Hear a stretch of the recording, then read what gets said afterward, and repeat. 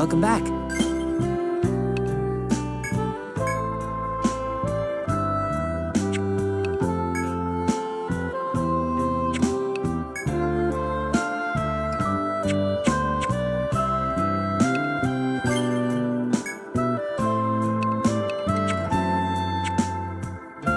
Come back here whenever you're tired.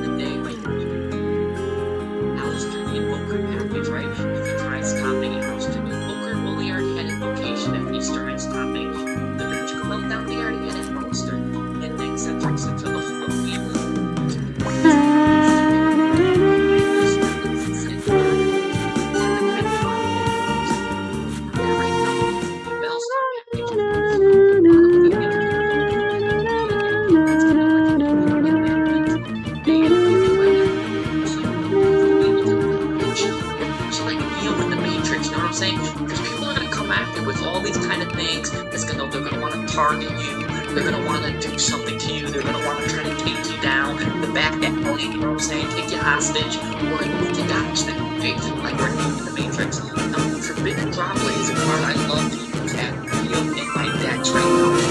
It's a really card I love, they're a card, how many people are using it? Very good, because what it does is it's gonna remove the card that's targeting off the field, and now you get that, plus now you get an interaction. And it's good going first or second, so it's a card I really like. But some decks have special ways to negate it. Some more modern decks, like for example, Voiceless Force has Sorarvis, the Ancient Ascended. Very, very good card there, because it allows you not really to dodge it, but just to negate its form of protection. Vanquish Soul has a way to dodge it, because it goes back to the hand, right? So if your deck has a way to dodge it in Archetype, that's great. If not, you're going to need to put the Forbidden Droplet or some card like that into your hand to kind of give you that kind of thing, a way to dodge and bait, maybe even an enemy controller. Otherwise, you might be stuck having to use the old Called by the Grave, which is a Band-Aid. I think it's a Band-Aid that we're using that we need to just rip off. It's a great card, don't get me wrong, but it's limited to 1 or 2 depending on the format you're playing, and it's not that great. You know, and doing other things, sure, it's good for maybe stopping the Effect Veiler or Wallows, but that's about it. Anyways, or an Ash Blossom. But speaking of Ash Blossoms, a second thing that all decks need to have is a Blade Fade, right? Look at this, Ash Blossom, Wallows. These cards are heavy, heavy threats, right? And they're played, look at this. This is from Master Duel Meta, played at 89, like 87 to 89%.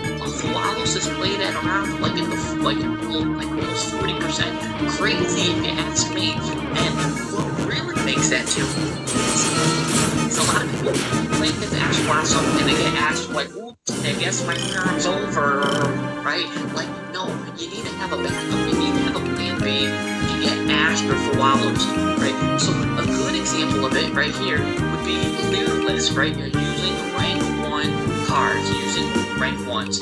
Go right into a Lyralist, and what makes that good is because you can detach material from it on your opponent's turn, and now you can't take any more life point damage. Or if you're playing level 4s, right, you go to the rank 4 Babushka, now I get to get rid of that.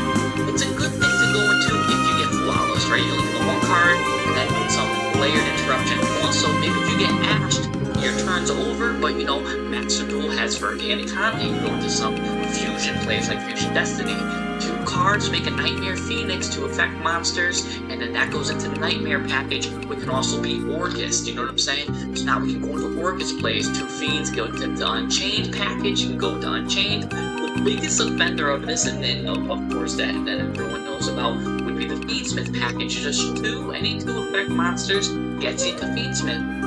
That's what a lot of modern decks have. You gotta have that plan B. You gotta have maybe sub-engines to go into, like maybe run a Horus package, etc., etc. And the biggest plan B package is, and I have a video all about it, Typhon. A lot of people say Typhon is whack. No, I have a video right up there that shows you why Typhon is great. Just watch it. If you think Typhon is bad, just watch that video. It'll change your mind. I love Typhon. Big fan of that. Another thing to have these Plan B cards, right? A lot of these cards now, right here, that you're showing on screen, if you have to end your turn, because Ash Blossom, this list right here, these cards are cards that are, and I just chose some random cards, by the way, that I feel are good. If they're in your hand, fine. You could be fine ending your turn on. The reason why, well, Shifter, if you don't have anything in the graveyard, these kind of cards can kind of self-suffice on their own. Kind of leave you with layered protection, so if you do get Ash and that does end your turn, and you're playing a deck where Ash just ends your turn and you don't have any other continuous cards to really extend, having cards like these will give you an added layer of protection. So you can be running these generic decks or maybe older roguelike decks, right? You don't want to play the new stuff. Sometimes you don't want to play meta because of whatever reasons. I don't like playing meta because I think it's a challenge not playing meta.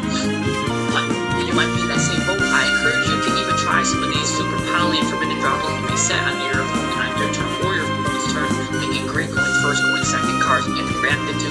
Nib, I'm not really a big fan of Nib. Don't want to put it in here just because I know some people like it, so I might as well just, you know, sometimes it's not about what I like. You know? I'm not a fan of Nib, but you can do that if you like. Droll Lockbird too. During some formats, it's just great to have in hand. The trap people might like Karma Cannon or Dimensional Barrier. People that like to go more trap heavy because those can just be turn enders right there. Dimensional Barrier, of course, can just declare a card, and you know, some decks go through all of this plot to get one negate. Why? I might as well just set up face down Dimensional Barrier, very, very strong. And then, you know, I don't want people to make stun out at all, or like these death creation decks. The Dimension Shifter is an option, I'm sorry to say. Same thing with Skill Drain too. I'd be just doing us a disservice. I mentioned things like Skill Drain or they're gonna one. But anyways, that's all about Plan B. The third thing your deck really needs to have is consistency. But not much consistency. About 82, 88% consistency. I personally aim for 85% consistency. And why? You might be saying, wait, why not 100% consistency? Well, I always go into this graph right here that I made. Let's jump right in right here. Basic graph, right? We'll just do right into it. Because let's take a look at this. Starter card ratios, right? If you're running this many cards, let's say you're running 11 starters, you have an 81% chance to see it in your 40 card deck. And for one of them to be in your hand if it's a 1 card starter, right? So by increasing the amount of starters, you start seeing a really, really good percentage to see them. So you might be like, oh, why not just run 23 starters? You have 99% chance now to see a starter.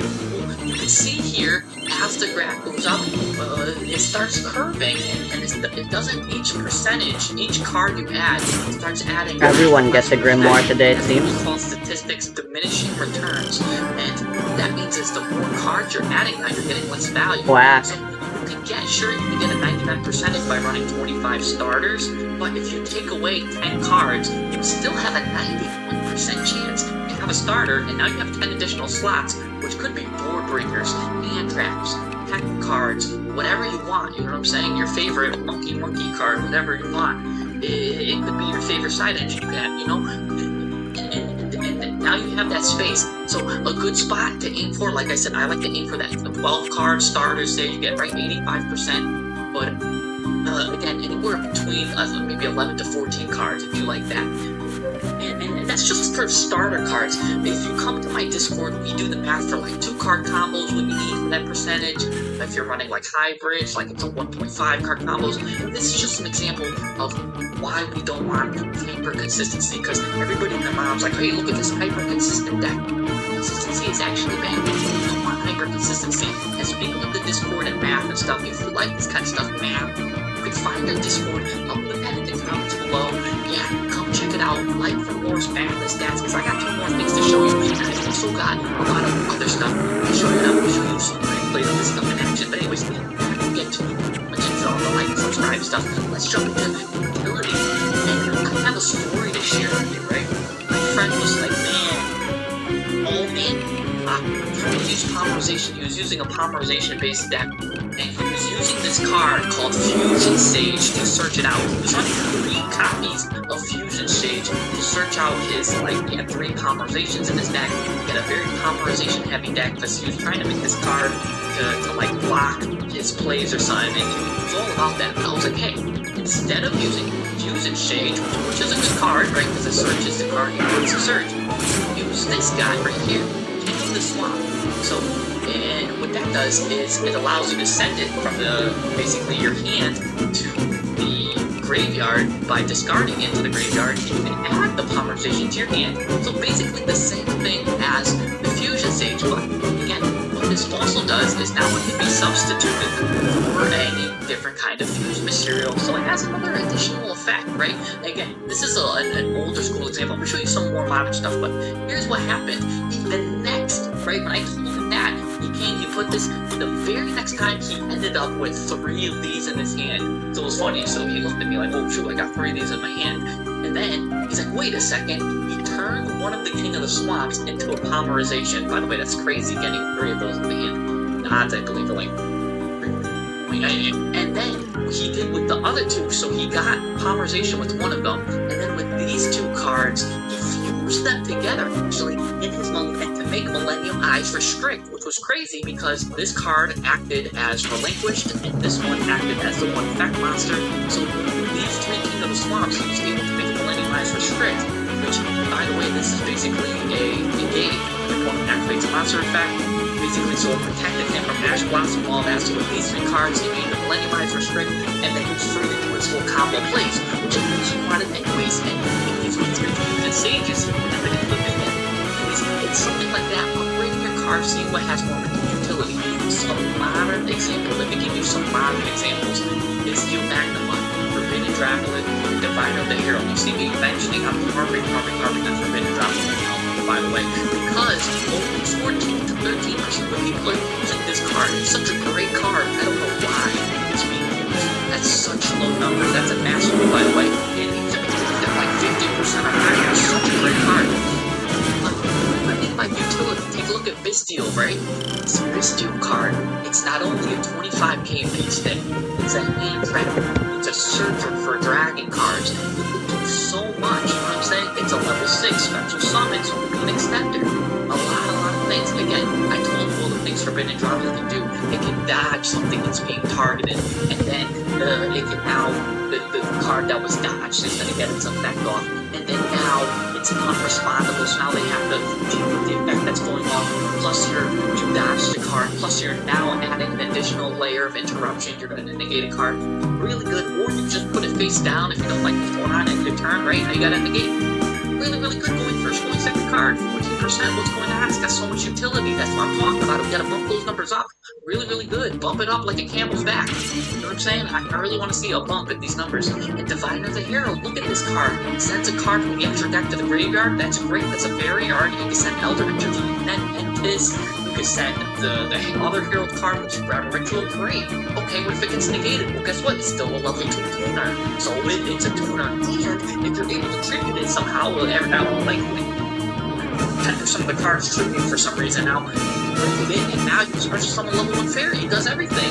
You can ask it to probably fix your counters if you want to do. It does everything in the book. The utility cards are utility game. And now the big thing these modern deck needs, and it's my favorite thing because we're in the club, we need that grinding game going. You know what I'm saying? Because what's going to happen is your opponents make these boards, right? People are we want to make these boards. They have these like optimists. I make this board. It's got all of this. But again, a simple Forbidden Droplet, right? It's used on these boards, these crazy god cards. And then what do you have to show for it when they're destroyed? Nothing. You can't repair them. Nothing goes back. Once they're destroyed, it's done. So a lot of people make these all kind of game boards, and then bada bing, bada boom. nothing happens, right? You got nothing to show for it. You got these empty lives and hopes and dreams. So that's what's really interesting. Let's enough talk about what stuff you need. Let's actually show you and jump into some examples right now. Alright, what we got here? Yyyy is going first. Sounds like the name of some kind of famous YouTuber. Let's see what this guy's got to show me. He's going to show me his red resonator here. Going into this guy, this flame crime. Is that his name? Flame crime? What kind of crimes are he committing? Maybe his crime is the dastardly artwork. Anyways, he's going into some Red Rising Dragon. I would be lying if I told you I know exactly what these cards do. I have no idea. So he's going into some kind of Red Rising stuff here, and I don't know what's going on here. He's showing me a bunch of cards. What's this zombie guy looking guy do? He's a fiend, actually, and I'm just gonna destroy that with my new arsenal rifle. This is actually the best one to stop this deck. Old Archfiend, where you're gonna get that, you gotta have the because he looked like he was a hot one. He already had some tuners, but it looks like his effect is great enough to get this Crimson guy. If I knew that, maybe I would have used it so on that. But again, that's my lack of knowledge for understanding the deck, so hey, it is what it is. But now this guy is just showing me all of his mighty synchro summons here, going into some deadly Archfiends here.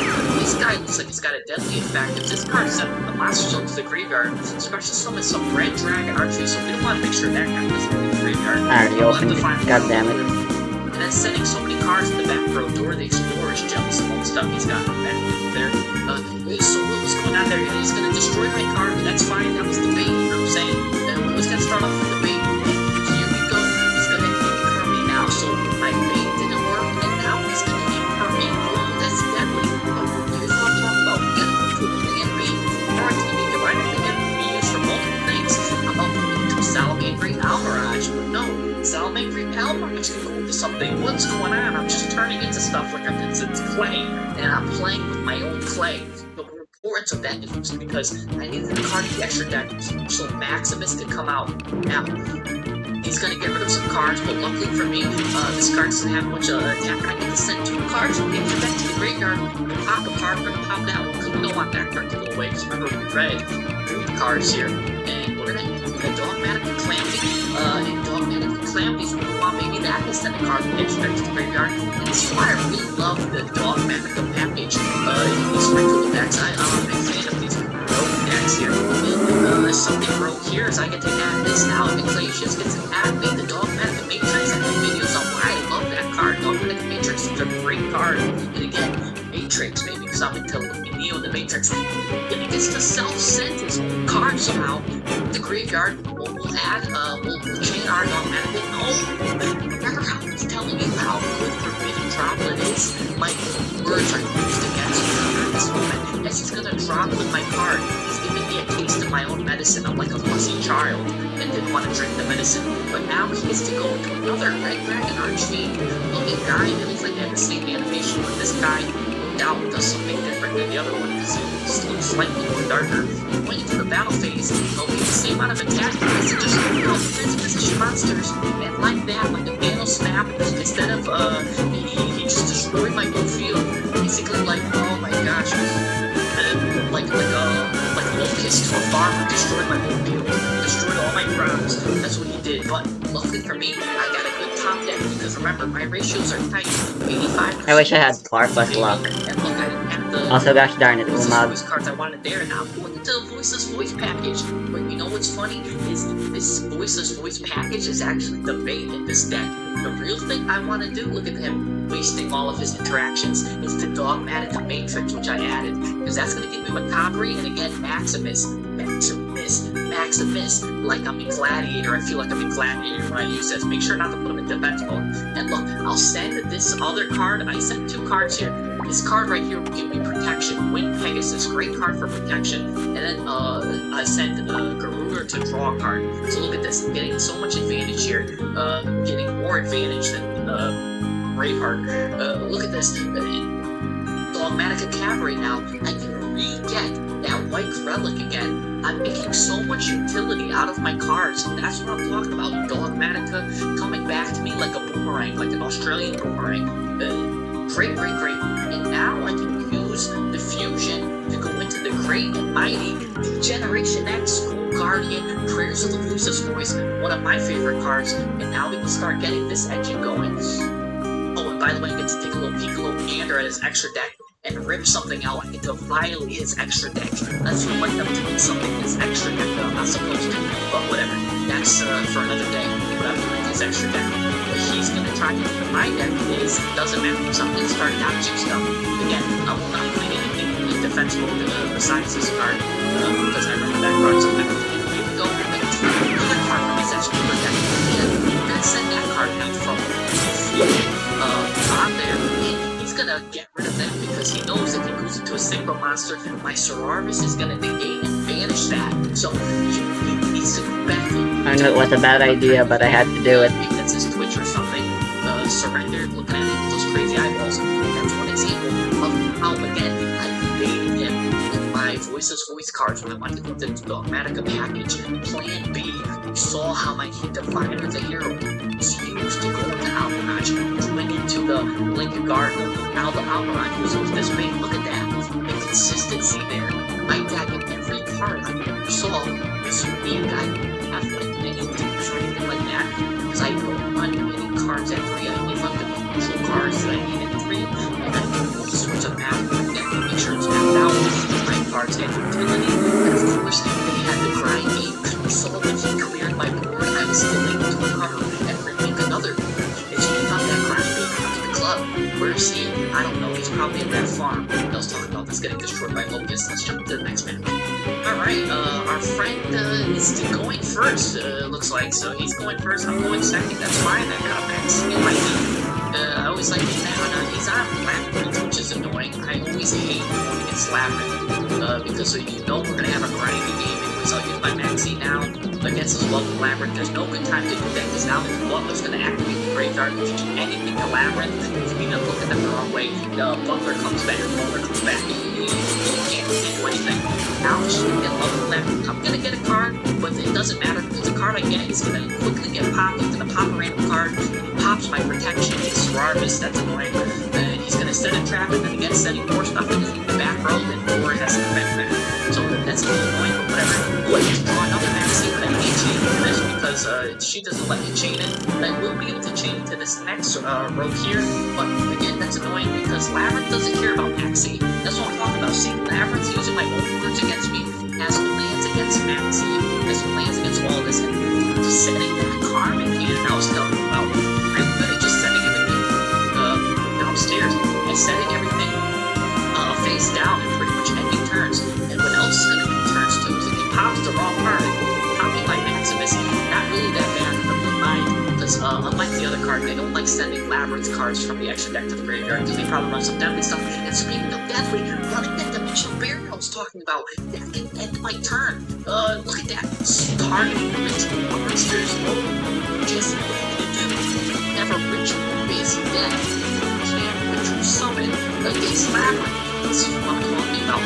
Backup plays. Alternate moves. You have to really know how to play in and out here. So we're going to go into get this card here. This card's going to send this back from a stick here. Even though I can't ritual summon this turn, I'll do what damage I can. I'll try to ritual summon on the next turn. Well, I'm going to do something funny as well here too. Low can also go into the Salamander. Almirage has a lot of potential effects. She goes to the graveyard, you know, it just passes the butter baby. It's people who might be can't ritual summon. And banish this. Banish this lovely lamp. It's very lovely. This card is recursion, you know what I'm saying? It's a brand new against Labyrinth. Labyrinth, Lumber, Black Cluster, actually, Labyrinth is really shaking up on the field right now on the stage. And here she goes, doing this big welcome stuff, doing all of this, getting a Chain Link 3. Labyrinth's known for her chains. Got nice, getting her little trap trick. And all I really have to show for it right now is SP Little Light, but don't forget, if I use Blessing of the Voiceless Voice on the enemy's turn.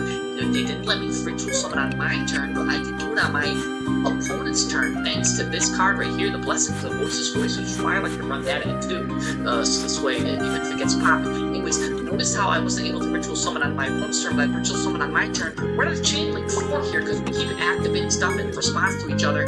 Chain Link 5 going on now.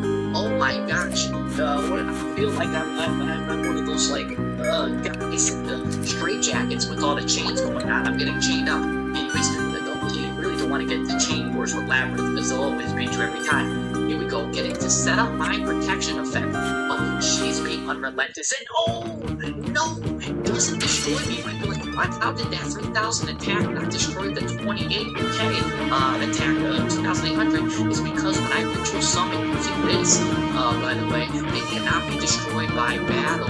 So that's a nice little secret effect there. I talked about how I always like to have cards with secret effects. Labyrinth, this guy, he thought he should read it. He was forced to attack that anyway, so he couldn't even attack this if he wanted to.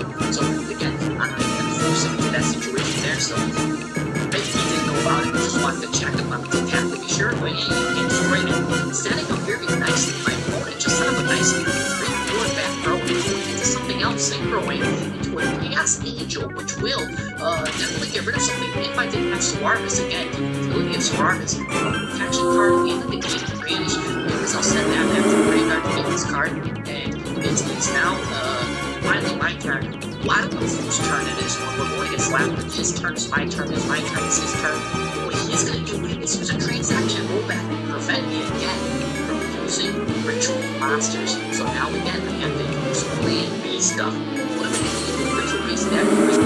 So, alright, I'll get my ritual card plays. Maybe I'll set myself up for next turn. Remember I was telling you how versatile the Diviner of the Herald is? It's got so much utility. It's got Plan B. It can send Endless to the graveyard, pop a card with Endless. Bada bing, bada bing, in the trap. And now, I get to synchro summon into something. What? Jesse, what are you synchroing into? That's a synchro 7. Remember that Ignister I showed you that I sent to the graveyard last game? I'm gonna synchro into it this game. Because what it does in this game is, during my main phase, I can destroy spells and traps my opponent controls up to the number of Ignister monsters I control. This is an Ignister card. So I get to destroy a card for free. Look at the utility. And I'll destroy that card mechanic, by the way. So look at that. Even how many times have you seen a hard summon Ignister Pegasus? They're sending it to the graveyard with the cards. If you're serving, hard make it such a rare and unique scenario. Using the Diviner as the single 6, plus the lowest 1 just a 7. Very rare examples. That's how I stretch my deck to the limits. It's not over just because I can't ritual summon, even though I'm a ritual based deck. Look at this. And now, this only had a second card mechanic. That's kind of deadly. That's fine. If my cards go, I'll banish my own cards. I'm a madman, so I can use them next turn. Red Chain Link 4, what's going on here? Chain Link 5, this game's not over yet. It's gonna target my local Labyrinth. But again, I have a completion of Swarvis, like I was telling you. So we're Chain Link 6, but in Chain Link 7, all of these chains are insane. Oh my gosh, Chain Link 7, so you're negated, you're on the field, I don't even know what you're doing at this point, you're adding a trap set, and it's coming on the field, maybe my mom's gonna come on the field soon, and these cards are gonna get banished, everything's gonna get flipped face down, you know what I'm saying? Like, what is going on? They all went to sleep, well, those cards went to sleep, I'm gonna send that card back, to get this, and then I'm gonna get these cards back, and if you do anything, I'll get to do something, wow, now, here he goes, he's gonna try to get the card, I don't need two of those, I'll send one of those back, get my low back on the field, because that turns on my protection, that also activates this to allow me to ritual summon. Finally, I get my ritual summon out. He's been trying to prevent me from ritual summoning the whole game, and now it's Generation X time, and then it's my school card, and does is give me a second layer of protection, so now he destroys one summon. I can get the cards, I can Bob hands in this here, Bob, and get this card back, because we're at a Chain Link 4, I'm gonna have an opportunity, I'm gonna have protection, I'm gonna get a second school guardian on the field, that's 85 minutes, this one can't be destroyed, this one can't be anything, and you might be saying like, oh my gosh, Jesse, you just added simultaneous equation cannons. Well, I'm the master of simultaneous equation cannons. Nobody knows more equations than me. It'll be a funny day, the day I get hit with simultaneous equation cannons. And I know specifically from the video I made about simultaneous equation cannons, because I'm the stat man, there's too many cards on the field for him to have any sort of equation where simultaneous equation cannons works, and even if that happens, I would need it with my Skull Guardian protection. So it'll be a funny day, the day I get hit with that, because I'm the one doing the equations here, and yeah, he's forced to give up. He can't outstay the stat games, and there we go. You have it. I had the plan piece. It was not making a ritual summon, I made a ritual base deck, but I went into plan piece, I went into synchros, I went into links, I went into the water, I went into, you can probably look at space, and I was there. I was doing everything. The only thing I probably didn't go into was underground or something. I was literally everywhere. I had the consistency. And if you can see me into a card like that, and even when I did something with the card, I quickly got rid of it and go for something else. All of my cards had utility. I was using I've never seen the line of the hero use. You know what I'm saying? Like, policemen know how to use handcuffs, right? You know? But if you go to Vegas, someone will show you how to do handcuffs that you've never seen before. I'm like, well, and that's what I was doing with the Fight of the Hero.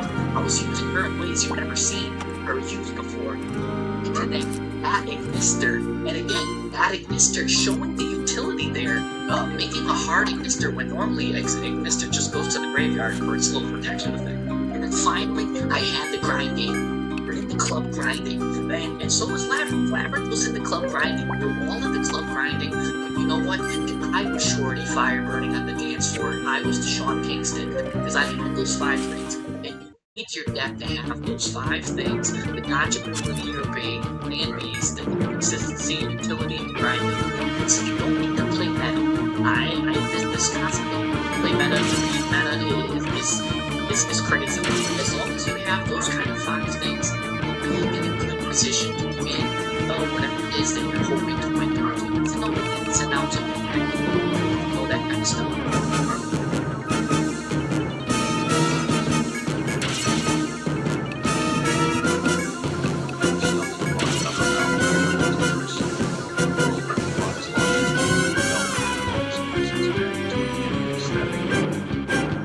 Within this dimension is built from blocks, as if the universe itself was sculpted by an unseen architect with a fascination for right angles. This is a world of monsters and creatures, of light and darkness. And yet, among all these fantastical elements, one aspect stands out: the villagers. These villagers, they live in simple square homes, constructed with the same primitive precision as the rest of their environment. They don't speak in any recognizable language. Instead, they communicate in low, guttural grunts. Every interaction with them is punctuated by a strange or as if they're perpetually questioning the very nature of their existence. It's unsettling, but also intriguing. Villagers occupy small communities that seem self-sufficient. Each villager has a role to play, determined by the trade they offer. Farmers, butchers, clerics, librarians, and even armorsmiths. They wear simple robes of various colors to denote their profession, as if they were part of a caste system rigidly enforced by tradition and necessity. Their lives revolve around the fields and their trade. They farm, they trade, they sleep, an endless cycle of predictable behavior. The world they inhabit is as curious as it is hazardous. From my observations, villagers spend their days tending to crops and livestock, oblivious to the dangers that lurk just beyond their wooden fences. Zombies and skeletons prowl the night. Creepers, explosive entities that stalk silently, threaten to obliterate everything they've built. Yet the villagers remain. Despite their apparent mental limitations, they endure. Their trade deals are another enigma. Some of them are straightforward, food for emeralds, or books for enchanted gear. But others are suspicious, to say the least. I've seen farmers trading precious emeralds for mundane goods like bread and seeds. It's as if they don't fully comprehend the value of their own currency. Or perhaps there's something more sinister at play. an ancient compulsion hardwired into their brains to maintain this cycle, regardless of logic or fairness. It's a sign of low intelligence, but also of unwavering tradition. I've studied their behavior patterns. When night falls, they hurry into their home.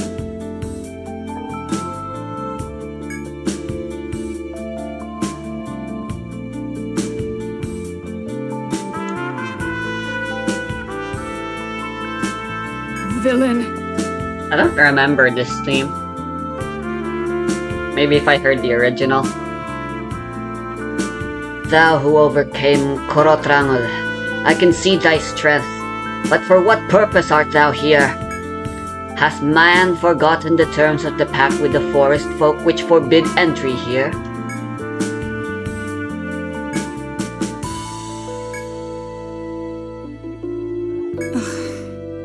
Is the ancient pact forgotten?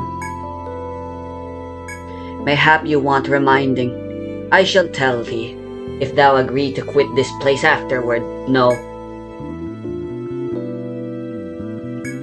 In ancient times, the forest was born from the world tree, and we folk were born with it. Mankind living outside the sacred grounds was entranced by its beauty, and entered here.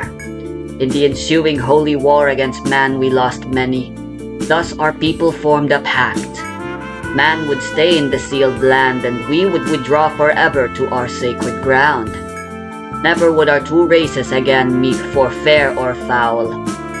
That is the pact of which I speak, that thou violate with thy presence here.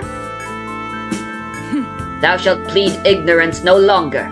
Proceed further into the forest at thine own peril.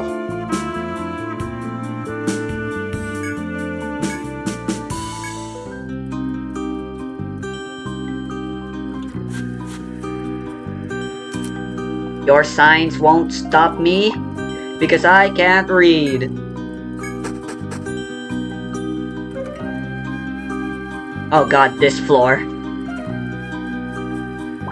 This floor's a lot of fun.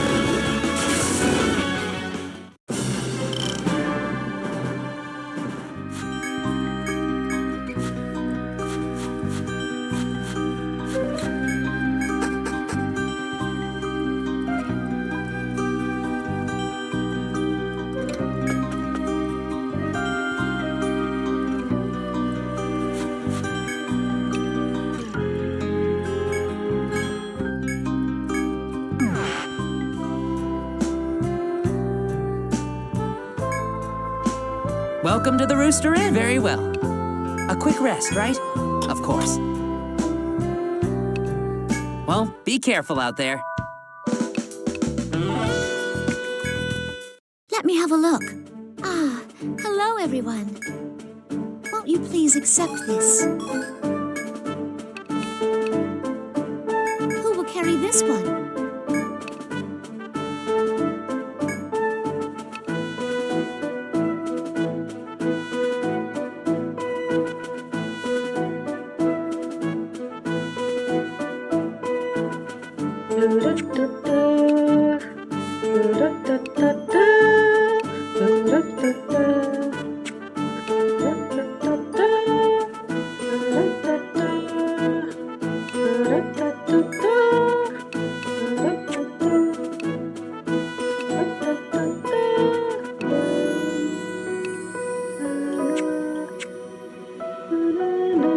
Who will carry this one?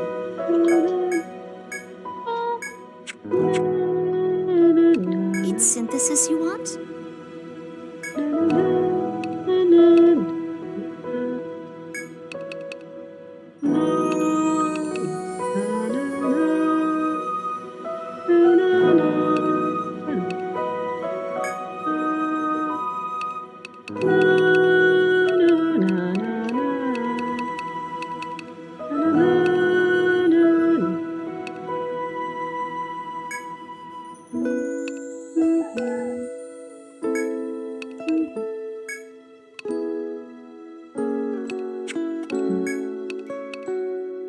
Will this do? It's done.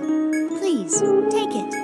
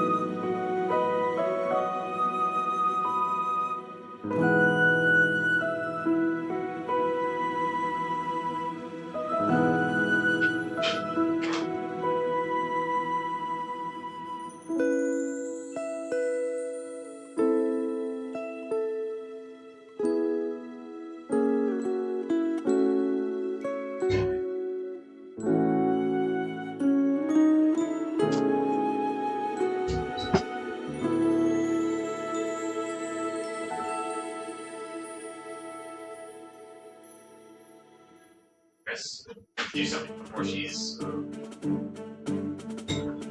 definitely talking about it. Yeah.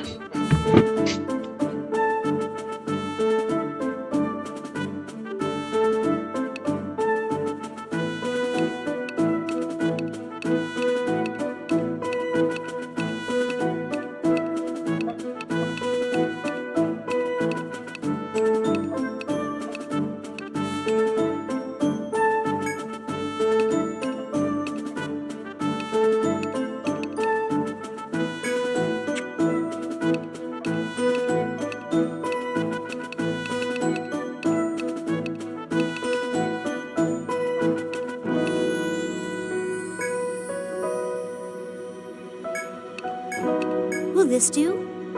It's done. Please, take it. Who will carry this one? Is there anything else?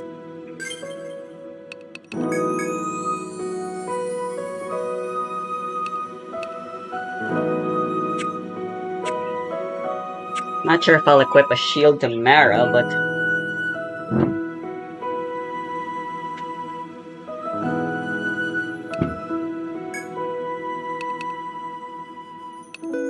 Here is the list of requests. Thank you very much.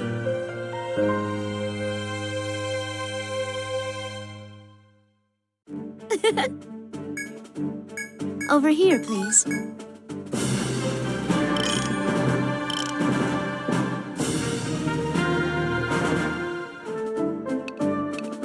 Item storage, then?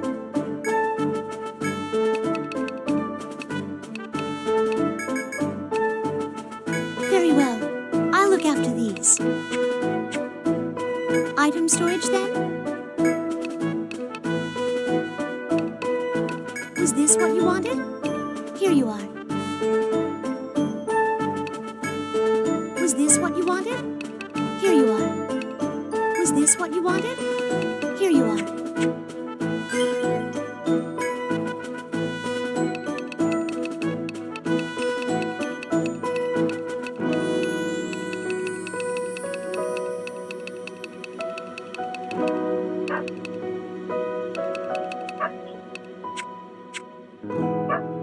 Item storage, then?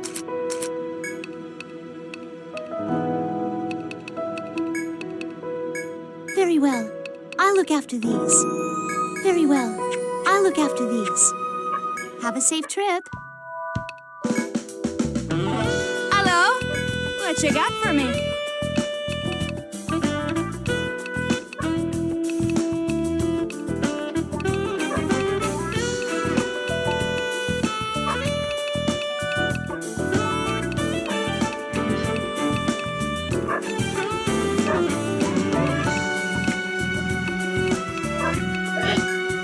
Thanks, I got some new goods. Go on, take a look. Is that all you came for?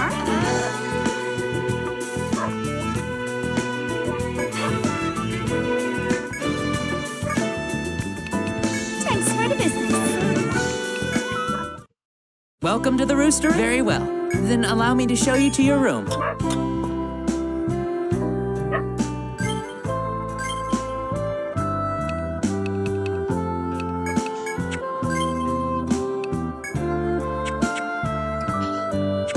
Well, be careful out there. Ah, it's you. What'll it be? Keep it quick. What were you thinking? Sure you think this through. See you around.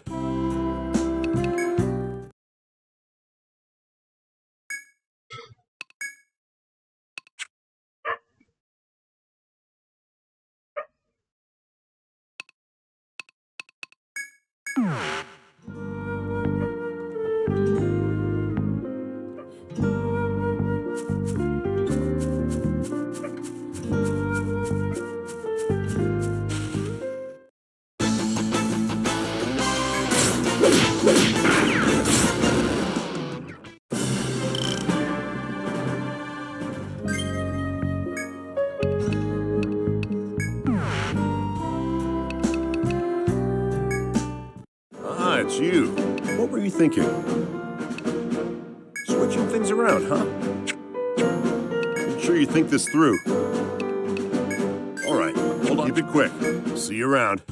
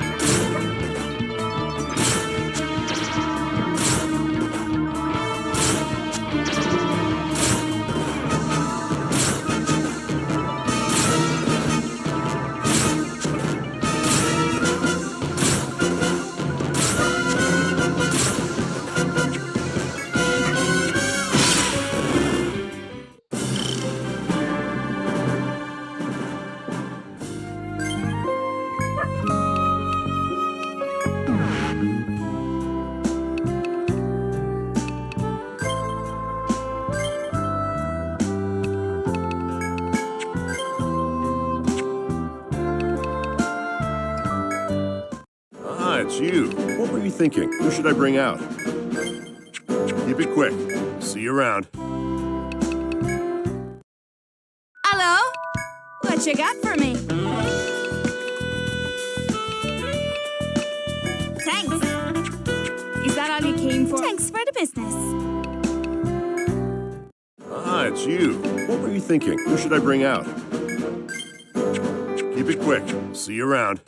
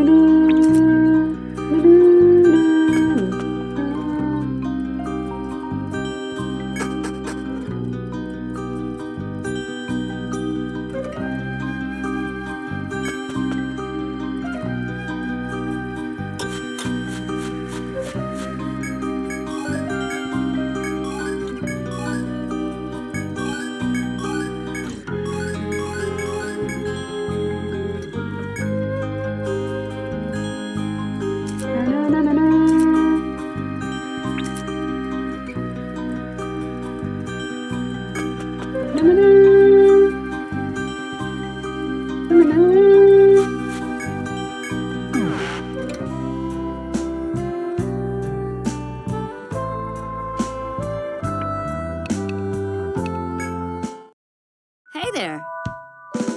How goes the job? Hey! Hey, thanks.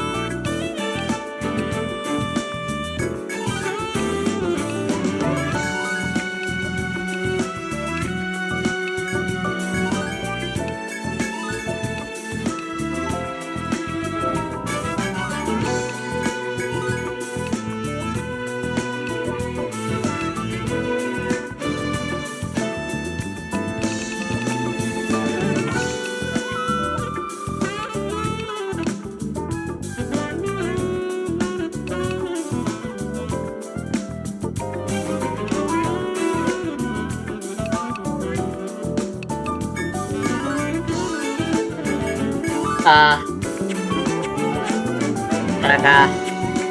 I'm counting on you. Ah, it's you. See you around. Welcome to the roost. Very well. Then allow me to show you to your room.